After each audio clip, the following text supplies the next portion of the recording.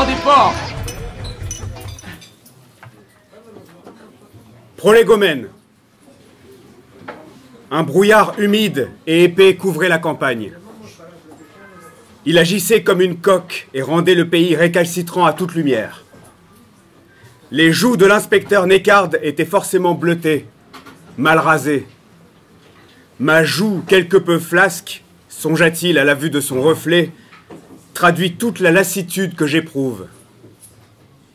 Toutefois, sa peau se raffermissait peu à peu au contact glacial de la vitre de la safrane. Peu à peu, les yeux trouvèrent les axes des orbites et les cernes du matin s'effacèrent au profit des indélébiles, celles de la vie. Il avait été prévenu dans la nuit et avait sauté dans le premier train. Le café et le froid couraient dans l'ensemble de son système limbique et nerveux. Tout concourait à le tonifier dans cette grisaille. Il lui sembla que le brouillard lui-même participait de le revigorer. Il n'écouta pas tout à fait la causette que lui tapait depuis la gare le brigadier de la caserne locale. La situation rendait le grifton fébrile. L'inspecteur fixait le paysage. Une mousse anthracite, exclusive, roulée sur la dalle blanche d'un horizon diaphane. Seule la verticalité brune de troncs d'arbres noueux assurait ce clinique achromatisme. C'était d'un profond ennui. La voiture de fonction progressait depuis le fond d'une gorge abrupte. Le véhicule déboucha du col sur le bord d'un plateau mamelonné. S'y agglutinait la brume qui coulait vers la crevasse en une cascade de nuages ouatés. L'inspecteur distinguait toutefois le décor derrière le voile. Des collines érodées, des falaises noires, des forêts cristallines. Il imaginait le paysage d'un vert puissant aux frondaisons ou d'un camailleux émeraude, à l'instar de la surface nacrée de Triton. Comme si nul autre n'avait pu cerner l'allusion, si d'aventure la nature en produit, le brigadier dit qu'il discernait dans la neige un linceul. L'inspecteur souffla avec bienveillance. Les homicides sont rares dans ces patelins, éloignés des métropoles. À la campagne, ce sont les agriculteurs qui se suppriment. On s'y trucide assez peu. Des types de matrampes, descendant illico de la capitale pour en superviser l'enquête, s'enorgueillit-il, constituent pour ces gens un événement. L'excitation dramatique, la présence de la presse nationale, le fantasme d'un avancement professionnel convoquaient volontiers la banalité d'une métaphore mortuaire chez le plus rustre des fonctionnaires. La vérité était un peu différente. La gendarmerie locale était débordée. La troupe manquait. De nombreux militaires avaient rejoint la ville pour mater les manifestations et tenir les grands axes. Les soudaines chutes de neige consommaient la maigre liberté de manœuvre des restes. Le major avait logiquement fait remonter l'enquête au pôle judiciaire. Mais quelqu'un au bras long, gigantesque, avait court-circuité la procédure. Nécard fut expédié dans l'heure. Ils traversèrent un bourg au nom aussi imprononçable que le gentilé de ses clampins. La safrane se gara à la sortie du bled, sur le bas-côté. Il caillait sévère. L'inspecteur resserra le col du trench-coat. L'ensemble de la population était déjà aux fenêtres, malgré l'heure matinale. Le conseil municipal siégeait dans la rue.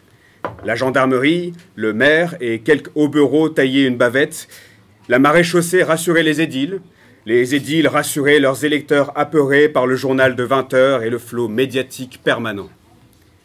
Le correspondant de la presse nationale faisait le clown dans un coin. Il interrogeait les pompiers. Sa caméra était le centre de l'attention. Les gyrophares tournaient dans la campagne, teintaient le brouillard, coloraient le grésil. Il y avait de l'animation au village, on s'en souviendra des années. C'était assez beau, cette soudaine vitalité de la campagne autour des mises en bière. Nécard rejoignit les lardus, les pompiers, les ambulances, les politicards dans la cour d'une grande bâtisse. C'était un corps d'habitation, pierre et chaux en badigeon, sur 2 étages, et un grenier auquel s'accoudait une grange en rénovation. Tous attendirent que Nécard dît quelque chose, que la situation était sous contrôle, qu'il était là à présent et qu'il fallait qu'il s'apaisasse, que l'État protégerait et servirait. Il ne dit rien. Le brigadier, troublé, lui apporta un expresso sévèrement corsé, de sucre, s'il vous plaît. L'inspecteur le refusa. il lui préféra une eau bouillante dans laquelle il déchira un sachet de café lyophilisé fabriqué par la NASA et destiné à l'ISS. Il ajouta une sucrète dont la faible masse rendait économique sa mise en orbite. Ils pénétrèrent ensuite dans la bâtisse. Dedans, les gendarmes affichaient des visages cadavériques. Plus d'un venait de renvoyer le petit blanc matinal et attaquer la poire pour se rougir les joues et s'hydrater de courage. Ça devait être du sale. Un homme maflu se présenta comme le major Bézigue. Son teint couperosé, irrigué par les vénules de son faciès, drainait le sang de tout son corps jusqu'à ses yeux et sa lippe. Ce type était une publicité pour la piquette du terroir. Une caricature du policier moustachu. Il tendit une paire de gants en latex à l'inspecteur et lui proposa un masque. « Je vous conseille de le passer. En 30 années de maison, je n'ai jamais senti une odeur pareille. » précisa-t-il. L'inspecteur s'en vêtit. L'habitude ne manquait plus. Et lorsque nous coloniserons Mars, les respirateurs seront indispensables, songea-t-il. Bon, c'est pas en rapport avec l'identité du client qu'on vous a appelé. Sinon, ça relèverait de la judiciaire, malgré que ce soit particulièrement atroce. Avança Bézigue. Jean-Philippe Roquès avait disparu depuis près de 4 mois. Du jour au lendemain, comme l'expression le consacre. À l'inverse, comment pouvait-on disparaître progressivement ? Se demanda l'inspecteur. Bref, conclut-il, reprenons. La femme du défunt avait fait des pieds et des mains pour inscrire son mari au fichier des personnes recherchées. Mais il était majeur. Il pouvait se dorer la pilule au baléares et tringler sa maîtresse loin de ses lardons et de sa rombière. Néanmoins, c'était un technocrate bruxellois aussi dressé qu'arriviste. Disparaître comme ça ne lui ressemblait guère. En raison de son identité et de sa fonction, les services de renseignement jugèrent opportun l'émission d'un memento interne à son sujet. Il ne s'y était pas trompé. L'inspecteur se remémora le dossier succinct du défunt. Roquès dirigeait une agence environnementale proprement obscure, à l'acronyme kafkaïen, inconnu du grand public, aux prérogatives et pouvoirs toutefois considérables. Cet énarque savait, selon ses associés et concurrents, ménager la chèvre et le chou. Ces associés et concurrents-là considéraient comme une grande qualité qu'un bureaucrate compétent dans la bureaucratie fût compétent dans rien de sérieux et pût tout ménager. Sa fonction était qualifiée de haute dans la hiérarchologie, c'est-à-dire qu'il pouvait occuper indifféremment tous les postes dans toutes les disciplines avec le même degré d'incompétence. De Bruxelles, Roquès avait travaillé à l'engloutissement de Monsanto par la Bayer. Il avait adouci les contraignantes directives au profit de la corporation allemande, alors que la foire d'empoigne concernant le Roundup, les phosphates, les glyphosates et quantité d'autres saloperies, nocives ou pas, battait son plein. La fusion achevée, il allait quitter sous peu son poste. Sa femme lui tenait une place au chaud à la Bayer AG. Elle y était cadre. Bien entendu, l'engloutissement de la fusion des entités de la génétique n'inquiétait pas le péon, trop occupé à s'aliéner d'un crédit à la consommation pour casquer un SUV. Mais le meurtre de Roquès, pivot du dossier, titillait les pontes. Cela expliquait la rapidité avec laquelle Neckard fut diligenté sur l'affaire par le général Verne. Le dossier était considéré avec sérieux. Le major avait guidé le groupe jusqu'au seuil de la cave. Une bouffée de chaleur empuantie saisit les 3 hommes. Le brigadier pâlit sérieusement. Bézigue se crispa, le réserviste s'enfuit dégueulé. L'inspecteur haletait. Il adossa son trench coat sur le formica d'une chaise et remonta son masque. Les 2 hommes descendirent. En bas, les techniciens s'affairaient, fiévreux, blêmes. Ils suaient abondamment. L'atmosphère était moite. La terre semblait imprégnée de la sueur des hommes. Elle paraissait de la colle, répugnante, enracinante.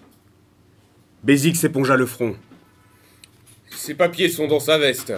Nous l'avons retrouvé posé sur la table de la cuisine. En vue, reprit le major. C'est là que j'ai remarqué que vous aviez le type dans le collimateur. Bon, bien sûr, la photo ne nous a servi à rien. J'ai donc fait procéder à des prélèvements ADN au jour d'aujourd'hui pour s'assurer de l'identité. Les résultats seront disponibles demain, mais les empreintes concordent. Le toubib pense qu'il est là depuis une semaine. En fouillant, nous retrouverons sa voiture immergée dans un étang du canton. J'en mettrai ma main au feu. Inutile de s'immoler une main, pensa Neckard. En posséder 2 valides est utile. Des quartz illuminaient la cave. En face de Neckard, accroché à la paroi, le corps pendait. Il était en effet impossible de reconnaître Roquès. La différence entre la photographie biométrique du dossier et le cadavre était l'écart du masque funéraire de Pharaon à sa momie. L'inspecteur chercha le mot adéquat pour qualifier la dépouille. Il trouva rongé, atrophié, sclérosé. Il s'approcha, s'agenouilla. L'odeur était infecte. Le corps, famélique, était donc solidement lié au mur. Chaque membre était emprisonné par une même chaîne. Les mailles couraient dans 4 anneaux et s'enroulaient autour de la tuyauterie de la chaufferie. Le corps n'avait pas de bâillon. Son calvaire l'avait laissé trop faible pour appeler à l'aide. Et qui l'aurait entendu? Les murs étaient un permafrost de terre dure, suintant, épais. Qui d'autre que les scolopendres et les lombrics pour l'entendre? Le Maccabée s'affaissait dans une auge de granit qui l'isolait de la terre battue. Elle était prédestinée à la basse-cour, réservée à l'usage des porcs. Une bâche noire séparait le corps de la froideur du roc. Son étanchéité permettait un écoulement des excréments dans une sorte de coffrage de bois parallélépipédique disposé sur la droite de l'auge. L'odeur de merde, de pisse, de pourriture était prégnante. Chaque particule de la cave, de sa terre, de son air, de ses soliveaux en était imprégnée. L'inspecteur avait l'impression de se tenir dans un intestin. Ça sentait le clodo parisien. Cette puanteur, qui était l'odeur véritable de la charogne abandonnée au verre, s'éventait. Elle couvrait toute exhalation normale du corps. Il semblerait, expliqua Bézigue, que les soulagements du technocrate étaient recueillis afin d'être compactés en briques. Il montra avec écœurement une pile de ces briques montées en colonne dans un angle de la pièce. Habile principe de recyclage des excréments, nota Neckard, qui songeait conquête spatiale. Il mit de côté cette considération sidérale et s'attarda sur la méthode du supplice. L'humiliation infligée disait quelque chose des mobiles du crime. Le process était si sophistiqué que l'esprit exigeait qu'il fût porteur de sens. À l'enquêteur d'en apprécier la teneur, d'y découvrir le langage du meurtrier. L'ADN corroborerait les empreintes et les papiers retrouvés, Neckard le savait. Tout comme l'alliance accrochée à l'annulaire ou la gourmette de pimp qui pendouillait au poignet. Les gendarmes et leur major attendaient avec anxiété son verdict. Il décida de cacher son trouble. « Prenez des photos, tracez des schémas, relevez des mesures, quadrillez-moi au millimètre la scène », ordonna-t-il irrité, afin que tous dégageassent de ses plates-bandes. De rechef, ils se ruèrent sur ces ordres grotesques. Personne ne souhaitait prendre d'initiative. L'inspecteur dégaina une maglite de son holster. Le faisceau illumina la carne momifiée. Le pourtour de la bouche était comme irradié. Les lèvres, acidifiées, semblables à des limaces mourantes que le sel ou la bière auraient recouvert. La peau, c'était du parchemin craquant. Sous peu, le mort deviendrait terreux, poussiéreux, s'effriterait. Toute son eau, ses 70% d'eau étaient déjà regroupés dans sa merde. Et dans les orbites vides, car les yeux avaient coulé, Neckard y voyait les tunnels où 2 cafards noirs eussent niché. Neckard se redressa pour enlever les gants de latex. Il panoramiqua dans la cave. À l'exception de quelques meubles rongés, des briques fécales et de quelques cartons de paperasse humide, rien ne la meublait. Puis, il remarqua dans l'ombre qu'une paroi était recouverte de boîtes métalliques et de bidons transparents. Neckard s'approcha pour en vérifier les étiquettes. Il n'en connaissait aucune. La terminologie était technique. Les produits étaient des technologies Monsanto ou Bayer. Roquès était mort au milieu des produits de synthèse qui furent autorisés par le bureau européen qu'il dirigeait. Balthazar Neckard remonta à la surface. Dehors, un vent glacial fouettait la pellicule de givre et projetait des échardes de glace sur les visages rubicons. Neckard balança son mégot. Il entra dans la grange attenante. Un gîte d'étape. Les autorisations à la mairie sont en cours et le permis de construire en bonne et due forme. Crut bon de préciser Bézigue. D'autres parties de la maison sont en travaux? Une chambre au-dessus de la cuisine, dans la maison principale. Ce gîte finissait sur une trouée dans le mur. Il fallait repousser une bâche pour rejoindre le corps de la grange. L'autre côté était noir. Neckard imagina un espace large, haut, long. Il passa une marche et sentit la terre battue sous ses chaussures. Il y avait dans l'air cette odeur âpre du foin qui assèche le palais. L'inspecteur stoppa Bézig. Le major cherchait à allumer les quartz de la gendarmerie.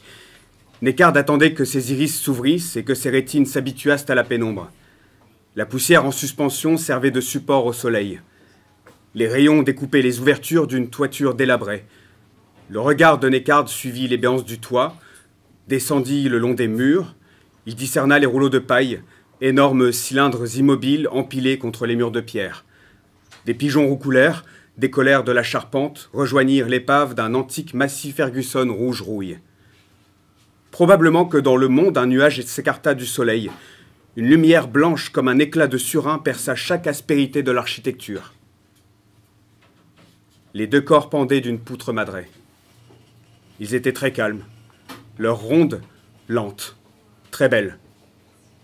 Comme leurs mains étaient liées, ils ne pouvaient faire d'entières révolutions sur leur axe, de sorte qu'ils tournaient doucement dans un sens, puis dans l'autre. Deux spectres blancs liés par la gravité, danseurs diaphanes esselés dans les ténèbres. Neckard les regarda longtemps, silencieux, recueilli, songeant à la victime Roquès, à ces deux-là qui tourbillonnaient, aux astres avec lesquels la comparaison est facile, aux pendules de Foucault par association d'idées. Bézig n'y tint plus. Il fit allumer les quartz. Un blanc synthétique inonda la grange. Toute noblesse dramatique fut perdue. Des techniciens s'affairèrent alors, des bavardages commencèrent, on réfléchissait à comment détacher les deux pendus sans briser les coups. Neckard s'approcha. Il repoussa du pied l'escabeau qui avait servi à se pendre. Stéphane et Marie Brunet étaient insécables. La mort avait déformé leurs traits. La grimace mortis n'était pas totale, elle était tragique, immensément. Ils étaient bleus, d'un bleu digne, et le gel les avait préservés de la boursouflure des corps. Une adéquation parfaite avec le paysage, soupira l'inspecteur. Leur physique était quelconque, si ce n'est que les yeux étaient voilés et les teints anthracite. Deux têtes séparaient Marie de Stéphane. Lui était escogriffe, presque malingre, et portait une barbe blanchie par le gel, mais qui eût été rousse avant de se poivrer. Il portait un jean, une chemise à carreaux simples sur un débardeur blanc. Il n'avait pas d'autre bijou qu'une chaîne en or autour du cou. C'était une Sainte Rita. Marie était assez robuste. Elle représentait davantage le canon de la paysanne. Des os forts bâtissaient des hanches généreuses. Elle n'avait pas d'embonpoint, mais de la corpulence, de la solidité.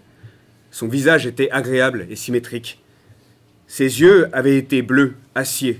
Maintenant, ils étaient troubles, comme de l'eau de chaux. Le fond de teint craquelant ne cachait plus les cernes en dessous. Elle était vêtue simplement d'une robe de chambre blanche, dentelée. Le froid avait brûlé ses avant-bras et ses joues. Ses pieds nus étaient mauves, puisque les chaussures étaient tombées à terre. Les époux, pendus à une poutre de leur grange, s'étaient joints par une poignée de mains crispées. À l'instant de succomber, l'homme avait brisé les phalanges de sa compagne. Par amour. Il l'avait serrée si fort, cette main de trépassée encore chaude, que les cartilages s'étaient effrités dans sa poigne. Stéphane Brunet avait assisté à l'agonie de Marie. Elle était partie seule, ravie par une mystérieuse nécessité. Il l'avait aimée dans cette étreinte dernière, y avait cherché un réconfort, puis le lien s'était effiloché, jusqu'à ce que leurs os s'imbriquent pour le solidifier à jamais. Et enfin, entre eux, plus rien ne tint. Des larmes avaient sillonné le visage de Stéphane Brunet avant qu'il ne trépasse. Elles avaient crevassé des engelures marquant le cadavre. Neckard les scruta longtemps. Un voisin qui n'avait pas de nouvelles depuis une semaine trouva le prétexte d'œufs à donner pour venir toquer. Comme leur voiture était dans la cour, il les a appelés, puis entrés. Il a trouvé les deux corps. Nous avons découvert Roquès l'heure suivante, précisa Bézig. Neckard délaissa la scène et se contenta de rejoindre le jour. L'inspecteur était dans une chambre en construction au-dessus de la cuisine. Une chambre en finition, plutôt. Ne lui manquait qu'une couche de peinture. Des pots de bleu et rose pastel très doux étaient entreposés dans un coin. Neckard se pencha par la fenêtre. Il surplombait la cour. Les techniciens chargeaient les 3 corps et les indices, direction Paname. Il s'attarda sur le paysage. La pluie brouillait l'ensemble de la campagne. Elle liquéfiait la neige en boue et lui rappelait les estampes japonaises de Hiroshige. Ce paysage strié, criblé, dont la blancheur de la toile se fondait dans le brun de la boue, laissant apparaître la terre et les ramures, comme une lèpre sur l'épiderme de la neige. Neckard était ému. Il se souvint de cette autre estampe, celle-ci de Azui, la mère de Shima Benten, et d'à quel point elle le bouleversait. Vertigineux devant ce panorama, l'inspecteur s'assit un instant sur une chaise. Un instant plus tard, on l'appela de la cour. C'était le préposé. L'inspecteur soupira, rejoignit. Il s'alluma une Lucky Strike au sec du 8 préhaussé, se déliophilisa un nouveau café spatial et sauta dans la safrane pour attraper le train de retour. En direct du sous-monde! D'abord, les experts dirent que les drames auraient pu être évités. Que les tueries pop de cette nature sont toutefois l'apanage des sociétés civilisées. Stress, amphétamine, perte de repères et de spiritualité, immigration galopante, mai 68 et c'était mieux avant, et esperluette. Selon ces spécialistes éminents, les faits étaient prévisibles par un schéma. Prévisibilité qui, pour un schéma, est la qualité minimale. D'ailleurs, s'ils avaient été invités plus fréquemment à la télévision, ils auraient tiré la sonnette d'alarme. Au préalable. Oui, au préalable. Eux, auraient anticipé le meurtre de Roquès et l'auraient prévenu. Les criminologues, les psychologues et les éditorialistes annoncèrent ce que l'on attendait d'eux entre 2 pages de pub pour un rasoir ou une assurance. C'est-à-dire qu'ils ne présentèrent que des platitudes, et plutôt que de rasséréner les gogos, ils les terrifièrent.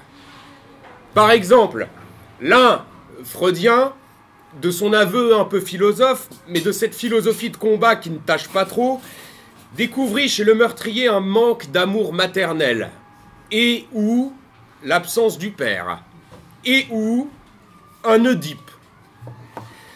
Un autre, décrypteur, tout aussi brillant que le précédent, discerna une analogie avec le projet primitiviste de Ted Kaczynski, mixé d'islamisme radical et d'inspiration New Age qu'il ne parvint nommément pas à définir.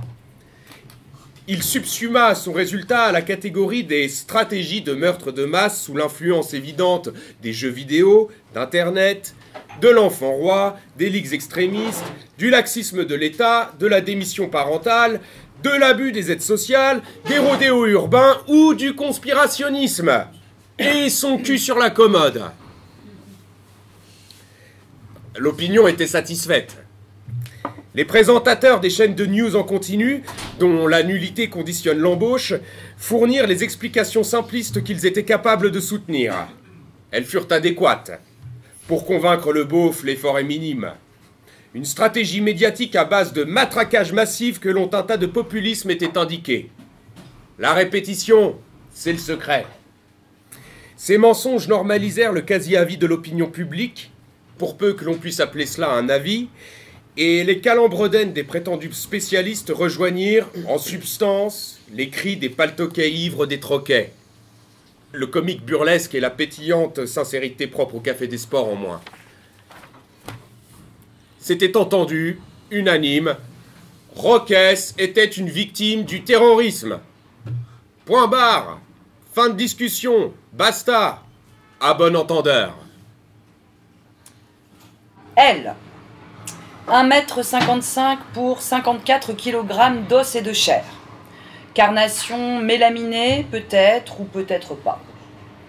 Comorienne, philippine, portugaise, malienne, italienne, ou peut-être que la couenne demeurait gauloise, franque, ou pas.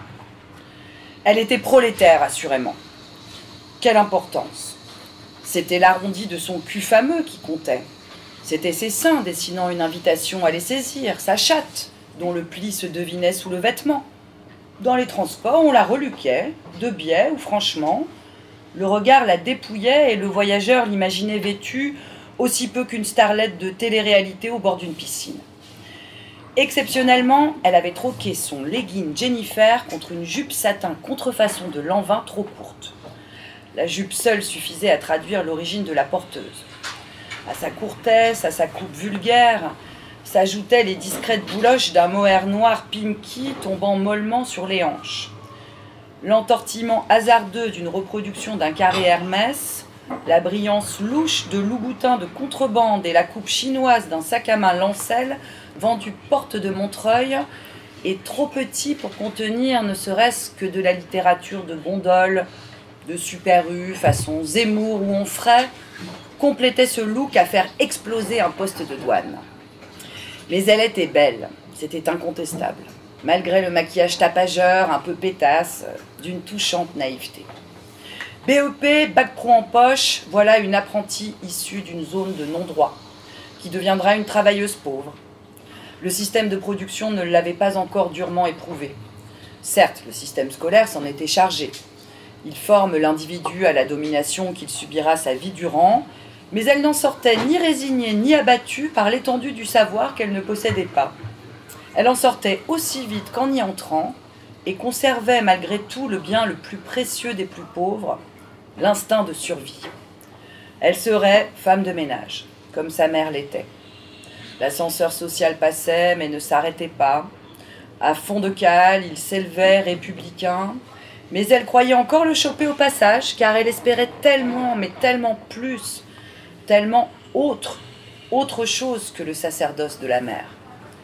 Si seulement le père ne s'était pas enfui. Ou, au Guatemala, en prison, 2 prisons, au Diable Vauvert. On ne murmurait rien d'exact à ce propos, essentiellement des ragots, car personne n'en savait rien, sauf la mère. Mais la mère n'en parlait jamais. Ce travail qu'elle tentait d'obtenir était sa porte d'entrée dans la capitale, donc sa porte de sortie de la cité. Être une femme de ménage, une technicienne des surfaces, une ingénieure des espaces, docteur S. béton ciré, aux moquettes élimées, une experte de la merde, était son échappatoire. 1000 rêves de jeunesse couraient dans son système hormonal. Ils étaient autant de mensonges introduits par les agents de la propagande, les publicitaires et les faquins. La première de ces sornettes était le prestige de la capitale. Mais cette tartufferie-là, Elsa ne la voyait pas. Elle voyait Paris, travailler à Paris. Chaque jour, son horizon était cette croûte tenace et gluante qui risait les lampadaires des villes de banlieue, que teintaient les caténaires des RER. Il rythmait, bien régulier, les instantanés du monde qu'elle apercevait au travers d'une vitre RATP du côté de Saint-Denis. Parfois, elle regardait à l'arrière de la rame. Les rails se dissipaient dans les courbures. Elle était heureuse qu'il se dérobe car elle croyait dur comme acier Alstom Bombardier qu'il y avait meilleur devant. Un potentiel, des opportunités l'attendaient. À chaque arrêt se construisait son destin qui serait davantage glorieux que celui de la mer. Et puis, derrière, que restait-il qu'elle ne voulut pas quitter? Chômage, chour, son vagin troqué au dealer du coin, et quoi? Du michetonnage à la burqa, il n'y a qu'un pas. D'une soumission l'autre. Il restait la mer, ce roc à l'amour immense, dressé par la carotte du RSA et l'idéologie de l'emploi, admirait sa fille au-delà de toute mesure. Elsa allait réussir. La mère avait veillé à une lettre de recommandation et l'adresse d'un employeur. Cette fierté maternelle était un moteur insuffisant. Comme Elsa ne risquait pas de la perdre, elle n'éprouvait jamais le devoir de l'entretenir. Ce n'était pas non plus l'adversité qui la motivait. Elle connaissait bien les galetas bétonnées dans lesquelles elle vivait. On s'habitue à tout. Sa vie aurait pu continuer mêmement, des skis en marronnage, de petites délinquances en déliquescence, sans que rien, sinon l'arrivée du RSA, ne la trouble. Elle n'éprouva pas plus de haine pour son quartier qu'envers les conditions modernes qui l'avaient contrainte dedans. Très au contraire, la fierté de son origine nourrissait son envie de croquer dans les opportunités du libéralisme. La mère disait que le sort ne les avait pas si mal lotis. La fille se débrouillerait malgré la conjoncture qui n'était pas bonne. Elle ne l'était jamais. Elsa somnolait, les remous du rail la berçaient. Elle se dissolvait dans la contemplation des éclisses et des aiguillages dans les couleurs des rames cramoisies de rouille, dans celles bariolées des stations taguées et abandonnées. Elle n'y décelait ni signe funeste, ni marque de ruine. Car il faut que la déportation linéaire du pauvre, de son cagibi jusqu'à son servage, soit la plus anesthésique possible. Si d'aventure il voit la déchéance, il lui faut la concevoir de sa faute, vu le pognon de dingue qu'il coûte. Il est fainéant, ce pauvre, ne fait pas de concessions, ne veut pas redresser le pays, sauver la croissance, rengaine, etc. Et s'il ne la voit pas, cette décadence, c'est probablement qu'il n'a pas d'étalon de grandeur à laquelle la confronter. Qui dans la rame pouvait défendre l'inverse? Qui n'était pas suffisamment fatigué, brisé et rompu pour raisonner? Elsa, encore fraîche, remarquait-elle tous ces visages féroces, usés, creusés? Les voyageurs étaient serrés, gourds et courbés, branlants, traînés, fatigués, fermés, aigris, haineux, solitaires, blêmes et esselés. S'ils eussent été seulement esselés, c'eût été déjà considérable, mais ils étaient tout le reste. Elsa était trop habituée à cette contemplation pour en remarquer l'inouïe monstruosité. Elle n'avait qu'une volonté, se grimer aussi consommatrice que les autres voyageurs, c'est-à-dire aussi soumise, sans la moindre aspérité, sans la moindre sauvagerie. Elsa était prête à accéder à la classe moyenne. L'enthousiasme ne manquait pas. Les rames secouaient le vitrail gris et noir au-delà des fenêtres. Elles stoppèrent, et le flux de force de travail se déversa garnir les emplois consentis par la canaille en 3 pièces. Lui!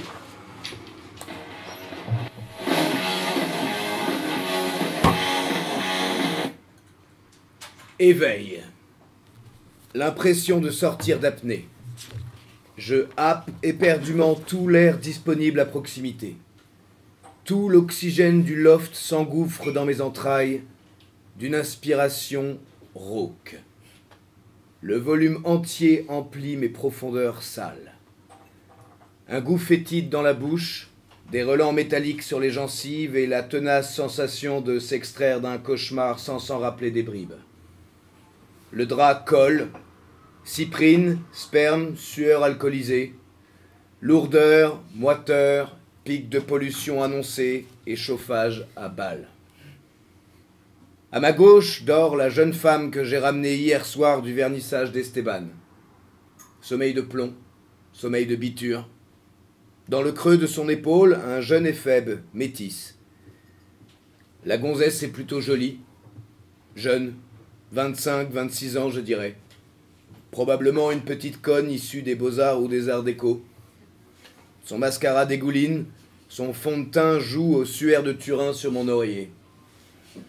Le jeune homme est la pédale standard façonnée par le capitalisme. Voilà un consommateur communautarisé dont la sexualité est marchandisée.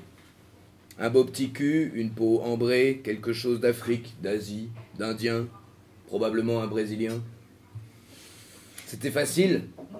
Des paillettes, du champ, je te vends du rêve, suce-moi la bite. Les arrivistes n'attendent que cela. Qui n'a jamais fait de l'entrisme? Putain de classe moyenne. Que lui est sorti à cette gonzesse lorsqu'elle a insisté pour me montrer sur son iPhone ses œuvres?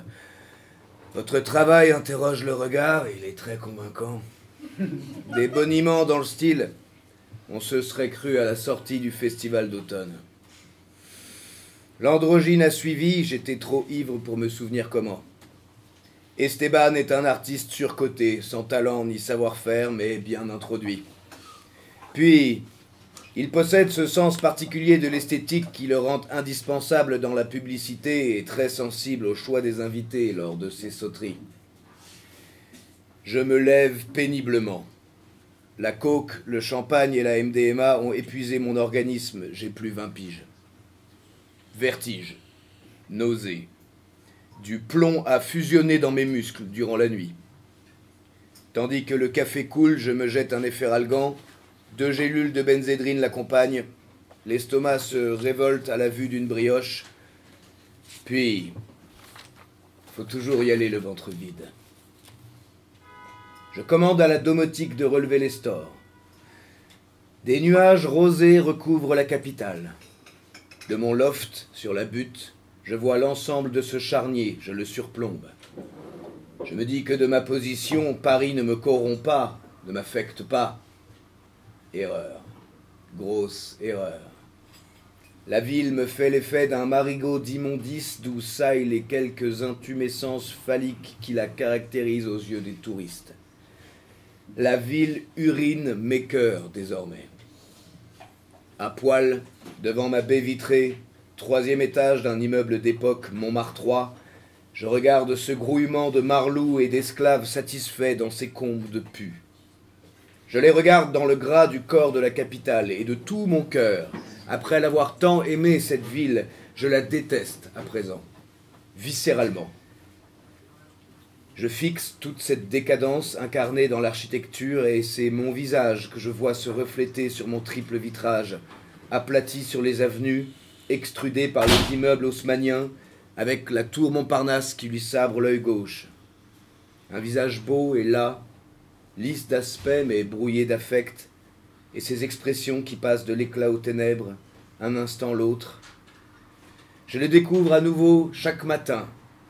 Le dégoût qu'il inspire m'impressionne. Le visage de Marius Carlyle. Cette barbe de hipster châtain jadis, gagnée elle aussi par la grisaille, ses cheveux à la bataille travaillés, ce bleu des yeux qui est un bleu commun, qui est gaide et se fond dans le bitume et dans le ciel de Paris, ses traits émaciés par l'âge et les stimulants, un visage énergique, dynamique, so smart. Il se dilue au-delà du paysage, au-delà de mes maculas.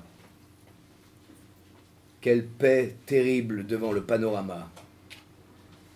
Ma haine est cristal, sûr.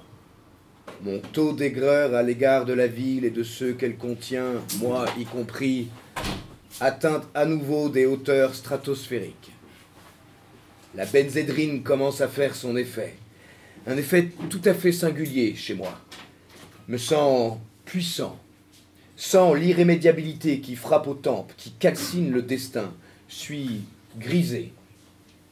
En contrebas, les bus, recouverts de publicité pour des vétilles, les 4x3 mensongers, les prospectus menteurs tapissant la vision, ce sont des méfaits qui sont les miens, et j'imagine les politiciens, les chefs d'entreprise, les influenceurs dont j'ai géré l'image publique, je les imagine arpenter cette fosse et se réjouir que les parois de la geôle des veaux soient ainsi.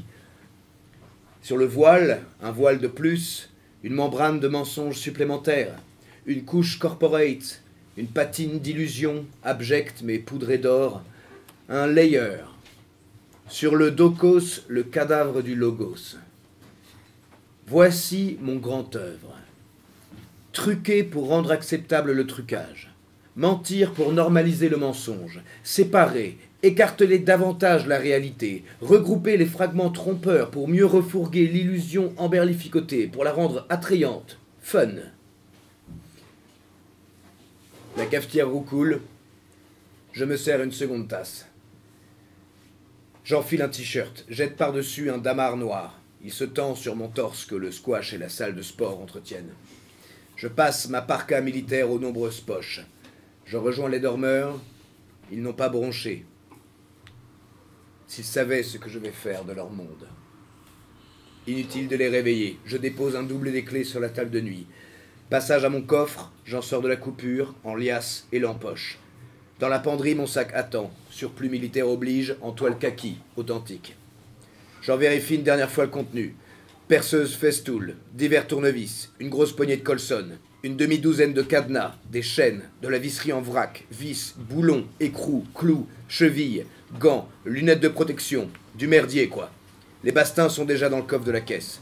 Je l'embarque sur l'épaule, rajoute un sac bandoulière kaki, c'est tendance, chope les clés de la caisse et file vers mon parking individuel. Il est 6h10. Extrait de La science des nuisibles ou traité postmoderne d'émancipation suivi de tactiques de guérilla urbaine à cet effet. Le destin des structures est de s'effondrer. Le parasite, souvent, le virus, pourquoi pas, repousse la ruine à laquelle toutefois il participe. De sorte que ce régime, qui est le seul mode d'existence que de tels individus puissent se permettre, est en effet totalitaire. lorsqu'ils le positionnent comme indépassable, résumant tout pour mieux nier ce qui est hors d'eux, et dans le même temps, lorsqu'ils scient leur propre assise, ils dévoilent cette tautologie. Leur régime est une totalisation du néant. Rien pourtant ne masque plus son inexorable disparition future et son râle présent. La thermodynamique ne ment pas. Toujours la structure s'écroule. Notre travail à nous sera de la précipiter. Voyez une digue. Voyez l'océan. Personnifions-les. Comment le second se soucierait-il de la première? La digue tient jusqu'à l'accomplissement de son existence, qui est de rompre sous la force des vagues. C'est pourquoi nous refusons à ses protagonistes le titre d'adversaire. Ils sont un obstacle. Ils rompront. Le rustre sur la berge attend la fin du fleuve, diagnostic Volney avec qui nous partageons les allégories aqueuses. Nous sommes l'émancipation, l'autonomie en mouvement. Nous sommes l'océan. Le festin des ports laisse toujours place à celui des vers.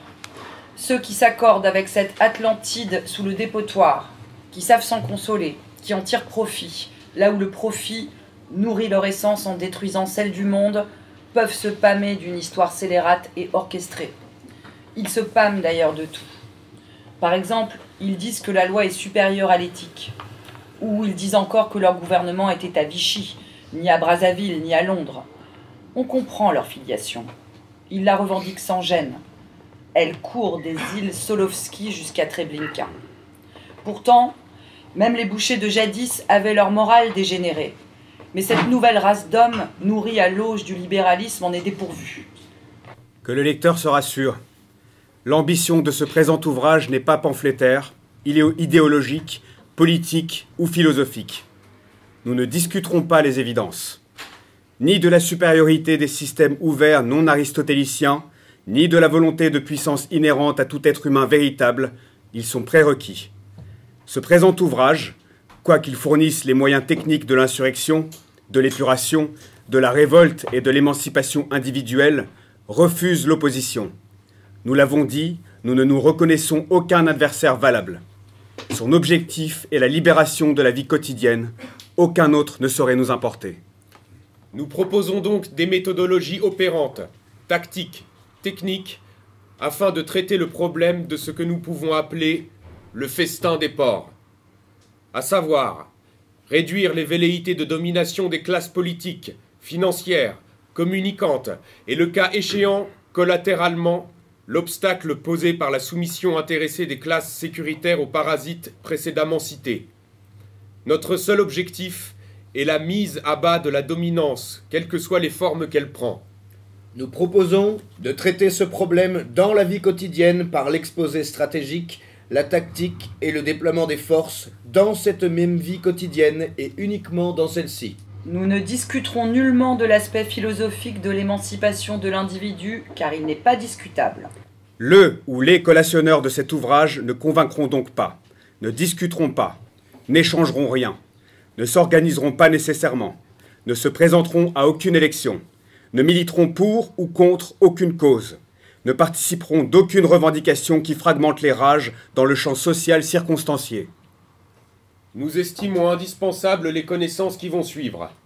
Par exemple, technique d'empoisonnement, modus operandi terroriste, subversion, guérilla, hacking, y compris le social, sabotage, infiltration, etc. Ce savoir devra être couplé avec une technicité certaine, en particulier dans les domaines de la chimie, de l'anatomie, de la psychologie sociale, de la propagande, du maniement des armes et des explosifs, de la géographie, de la toxicologie et de tant d'autres domaines que le lecteur devra lui-même explorer. Une importante bibliographie mettra en exergue les ouvrages que le théoricien devra consulter. L'espace embrassé doit s'étendre du hagacourt ou du contraint jusqu'au manuel technique. C'est une garantie de l'efficacité de la science opérante. Nous demandons au lecteur d'apporter un maximum d'attention aux matières qui lui semblent le moins pertinentes ou pour lesquelles il éprouve le moins de congrualité. Le chimiste ne devra pas délaisser la sémantique générale et le psychologue n'ignorera pas les bases du surin. La science des nuisibles est une discipline qui se doit d'être complète pour être efficace. Les méthodes détaillées ne sauraient justifier un rapprochement idéologique avec ceux qui, soutenus par diverses motivations plus ou moins estimables et dans des contextes incomparables, les employèrent ou les emploieront. Le fascisme est le moment républicain ou démocratique, comme les régimes représentatifs osent se définir, où les idiots se liguent sans comprendre qu'ils devraient se révolter et sans savoir contre qui. Nous ne sommes pas des idiots. Qui peut affirmer avec sérieux que notre volonté émancipatrice et d'élévation de l'espèce serait comparable aux exigences autoritaristes? Parce qu'il manie la hache, le bûcheron serait-il apte à piloter un dracard de viking, qui outre mesure manie la bardiche? Ce raisonnement limité ne suffit qu'aux imbéciles. Celui qui se revendiquera du large système fluide et évolutif présenté ici, celui qui par sa pratique, sa pensée, son apprentissage l'engrammera, sera comparé aux forces terroristes en présence. Là est le rôle inique des propagandistes. Il serait illusoire d'attendre une analyse différente de la part de ces journalistes. Si ces gens mènent ce triste office, c'est précisément que la compétence intellectuelle suffisante leur manque. Et pour entrevoir ce qui n'est que prospective, et pour imaginer la finalité de quelque entreprise hors du contexte qui les entretient, et qu'ils entretiennent, c'est-à-dire qu'ils sont incapables d'être autre chose que ce qu'ils sont. Sur un plan stratégique, amalgamer tous les actes terroristes entre eux sert le pouvoir dans son renforcement des moyens sécuritaires, c'est-à-dire que ceci le dessert sur le long terme. Le lecteur comprendra que le renforcement sécuritaire, y compris médiatique, d'un système est un soubresaut dans son agonie.